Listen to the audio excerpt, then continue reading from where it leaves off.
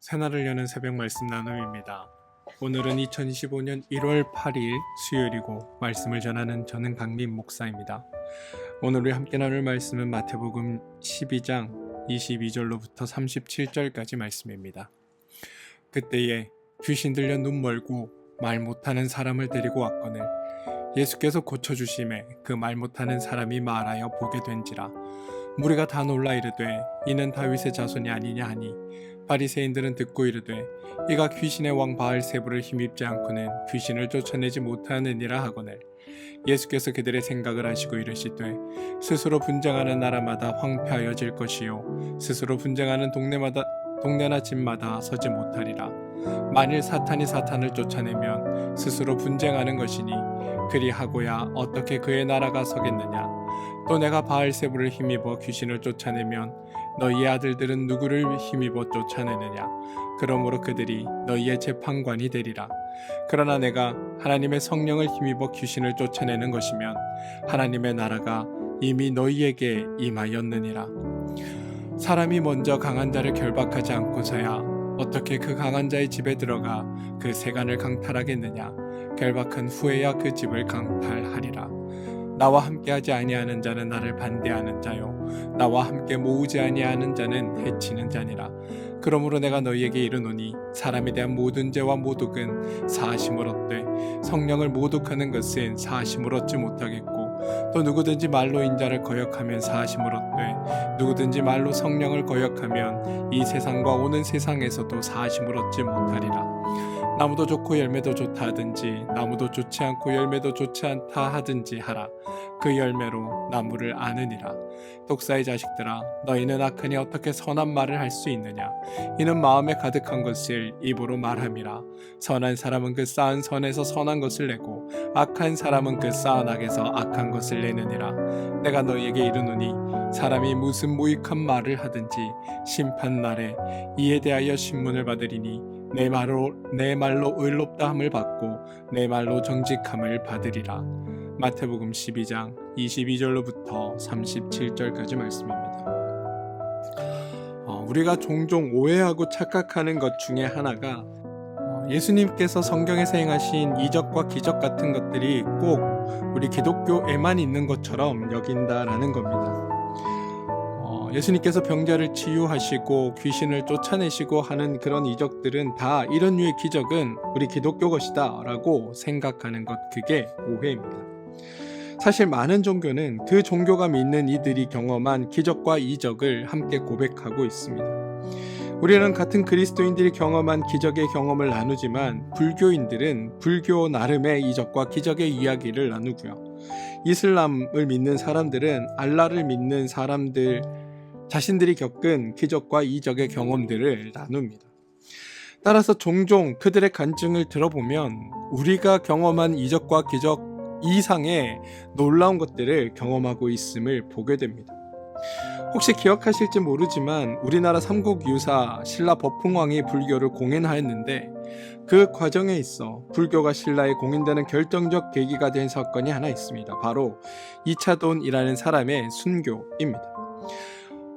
삼국사기나 삼국유사는 이차돈이라는 사람이 순교당하며 목을 베임을 당했는데 그의 목에서 하얀 피가 솟구쳐 나오고 하늘이 검어지면서 하늘에서 꽃비가 내렸다라는 것을 이야기합니다. 이처럼 어떤 종교든 자신들의 종교는 자신들만의 기적과 이적의 이야기를 가지고 있습니다. 제가 왜 이런 이야기를 하느냐? 바로 성경은 예수님이 행한 기적을 가지고 예수님이 하나님의 아들이다라는 것을 증언하려고 하는 게 아니다라는 겁니다.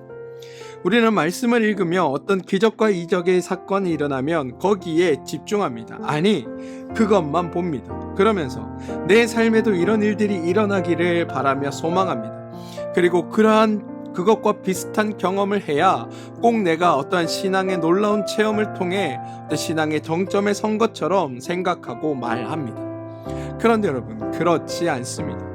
기적과 이적은 경험하면 좋은 일이지만 그게 신앙의 척도가 되는 건 아니다라는 겁니다. 오히려 내 삶에 어떤 기적과 이적이 자꾸 일어난다면 그거는 내 삶을 한번 돌이켜 볼 필요도 있습니다. 내가 얼마나 하나님을 믿지 못하게 자꾸만 이런 기적과 이적 같은 것들로 하나님이 나의 하나님이라고 자꾸만 말씀하고 계신지를 돌아봐야 한다는 겁니다. 내게 이적과 기적이 없으면 하나님을 하나님으로 믿지 못하는 걸 아셔서 자꾸 이런 기적과 이적을 보여주시는 건 아닌지 나의 신앙의 자리를 돌아보는 것도 필요하다는 겁니다. 이적과 기적의 역할은 여러분, 하나님께서 나와 함께 하신다, 하나님이 나와 함께 일하신다, 하나님이 내 삶 전체를 이끌고 계시고 내가 하나님의 손에 맡겨져 있다는 것을 깨닫게 하기 위해 일어나는 일종의 사건이라고 보셔도 무방합니다. 사실 우리가 믿음의 마지막 자리에 이르를 때는 어떤 모습이어야 하냐 하면, 설사 나의 눈에 나의 삶에 하나님의 계심과 일하심이 전혀 경험되지 않고 오히려 하나님이 나를 외면하시고 하나님이 없는 것처럼 느껴진다 하더라도 나의 삶을 주관하시고 이끄시는 하나님의 인도하심과 일하심과 동행하심과 그분의 역사하심이 나의 모든 삶을 주관하고 계심을 고백하며 나에게 일어나는 일들을 통해, 아니 나에게 일어나는 일이 없다 할지라도 하나님을 향한 그 신실한 믿음과 하나님을 향한 기대를 가지고 살아가는 것, 그래서 내가 하나님 안에 속해 있고 보이지 않음에도 불구하고 하나님의 자녀이며 하나님의 인도하심 속에 살고 있다는 것을 늘 고백하며 그 안에서 기쁨과 감사를 노래할 수 있는 자들이 되는 것, 그게 사실은 우리가 이르러야 할 신앙의 모습이기도 하다는 것을 기억할 필요가 있다는 겁니다. 오늘 말씀에는 예수님의 기적을 보고 그것이 바알세불의 힘을 빌려 하는 일이라고 격화시키며 예수님을 바알세불의 수계로 몰아가려는 바리새인들의 이야기와 또 그것에 대해 반박하시는 예수님의 이야기가 전해지고 있습니다. 오늘 말씀 27절을 보시면 예수님을 바알세불의 힘을 빌려 귀신을 쫓아낸다라는 바리새인들의 주장에 대해 예수님께 하시는 반박의 글이 실려 있습니다. 27절인데요. 내가 바알세불을 힘입어 귀신을 쫓아내면 너희의 아들들은 누구를 힘입어 쫓아내느냐? 그러므로 그들이 너희의 재판관이 되리라.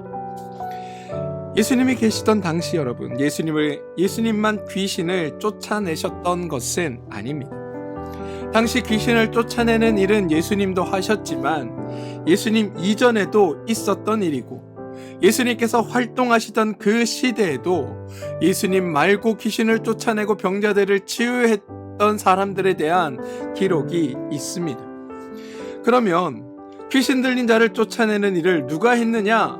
사실 오늘 본문에 너희의 아들들이라는 자들이 했다라고 고백하듯이 그들은 당시의 종교적 지도자들이거나 바리새인이거나 서기관이거나 제사장 같은 이들 혹은 그 그룹에 속해 있는 사람들이 그 일을 행하기도 했다라는 겁니다. 그런데 그들이, 다시 말해 바리새인들의 일당들이 귀신을 쫓아낼 때 그들이 하던 주장이 하나 있습니다. 그게 뭐냐면, 지금 우리가 귀신을 쫓아내는데 우리가 하나님의 능력과 하나님의 도움을 힘입어 귀신을 쫓아내고 있다라고 주장했다는 겁니다. 틀린 말 아니죠. 예수님도 그렇습니다. 우리는 하나님의 능력을 힘입은 사람이다. 하나님의 권능을 가진 사람이다. 그래서 귀신을 쫓아낼 수 있다라는 게 그 당시 그들의 주장이었다라는 겁니다. 그리고 하나님의 능력과 권능을 입은 자들이기에 뭐라고 얘기했냐면, 너희들은 그래서 우리를 존경하고 대접해야 한다라고 이야기했다라는 겁니다. 하나님의 권능과 능력을 입은 자들이기에 우리는 당연히 존경과 대접을 받을 자격이 있다라고 생각했고, 그렇게 너희들로 하여금 존경과 대접을 받아야 한다라고 강조해 왔다는 겁니다. 그게 바리새인들이며 당시 종교 지도자들의 모습이었습니다. 그런데 하나님의 능력과 역사와 권능을 자기들만의 특권이라고 여겼던 그 일을 자신들이 허락하거나 인정하지도 않은 예수님이 행하고 있으니 이건 자신들로 하여금 용납할 수 없는 일이 된 것입니다. 따라서 예수님이 행한 일이 자신들이 했던 것과 같은 일이었음에도 불구하고 그 행동을 평가하는 평가가 달랐던 겁니다. 자신들은 하나님의 도움에 힘입어 이 일을 행했다라고 말하더니 예수님께서 자신들과 동일한 일을 하니까 저는 바알세불, 다시 말해 귀신의 왕의 힘을 힘입어 귀신을 쫓아낸다라고 말하고 있다는 겁니다. 그러자 예수님께서 그렇게 말하는 이들을 향해 너희가 이렇게 말하려면 너희들 중에서 귀신을 쫓아내는 사람에게도 우리가 귀신을 힘입어 쫓아낸다라고 말해야 하고, 너희가 하나님의 힘을 힘입어 귀신을 쫓아낸다라고 말하려면 나 또한 하나님의 힘을 힘입어 귀신을 쫓아낸다라고 말해야 된다라고 말씀하고 계시다라는 겁니다. 그게 27절에 그러므로 그들이 너희의 재판관이 되리라라는 말의 의미입니다. 쉽게 말하면 야, 너네 똑바로 말해라. 너희가 귀신의 도움이라고 말하면 나뿐만 아니라 너희 일당들이 하는 그 일도 다 귀신의 도움으로 하는 일이 되는 거고, 너희를 하나님의 사람이라고 강조하려면 나 또한 하나님의 사람이라고 인정해야 하는 것이다. 재판할래? 거기서 너 뭐라고 말할래? 라는 게 주님의 말씀이라는 겁니다. 그런데 여러분, 예수님의 이런 지적은 그들이 틀렸다라는 것을 지적해내고 그래서 바리새인 나쁜 놈들이라는 것을 말하기 위한 것이 목적이 아니라는 것을 알아야 합니다. 예수님이 그들의 잘못을 지적하기 위해 단순히 바리새인 나쁜 놈들 이거를 말하기 위해 말씀하시는 것이 아니라는 것을 우리는 28절 말씀을 통해 확인할 수 있습니다. 28절입니다. 그러나 내가 하나님의 성령을 힘입어 귀신을 쫓아내는 것이면 하나님의 나라가 이미 너희에게 임하였느니라. 이게 사실 예수님 사역의 목적이기도 합니다. 그런데 여러분, 이 말씀은 30절 이후의 말씀과 함께 이해해야 본 뜻을 확인할 수 있습니다. 30절인데요. 나와 함께 아니하는 자는 나를 반대하는 자요, 나와 함께 모으지 아니하는 자는 해치는 자니라. 우리가 이 30절 말씀에서 크게 오해하는 부분이 있습니다. 바로 나와 함께 아니하는 자 또는 나와 함께 모으지 아니하는 자에 대한 것입니다. 여러분, 나와 함께 아니하는 자, 나와 함께 모으지 아니하는 자는 누구를 말하는 걸까요? 다른 종교를 믿는 사람들, 이방인들, 그런 사람들을 말하는 걸까요? 아니면 하나님을 믿지 않는 자들을 말하는 걸까요? 우리는 흔히 그 둘 중에 하나다라고 생각합니다. 그런데 여러분, 이건 그런 의미가 아닙니다.